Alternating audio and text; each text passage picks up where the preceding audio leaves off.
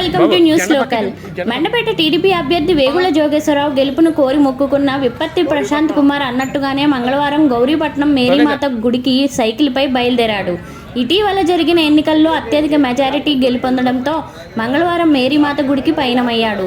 తన గెలుపును కోరి మొక్కు తీర్చుకుంటున్న ప్రశాంత్కు ఎమ్మెల్యే వేగుళ్ల కృతజ్ఞతలు తెలిపి యాత్రను టీడీపీ జెండా ఊపి ప్రారంభించారు. బాబు జెండా పక్కటి జెండా పక్కటి గౌరీపట్నం. Okay sir.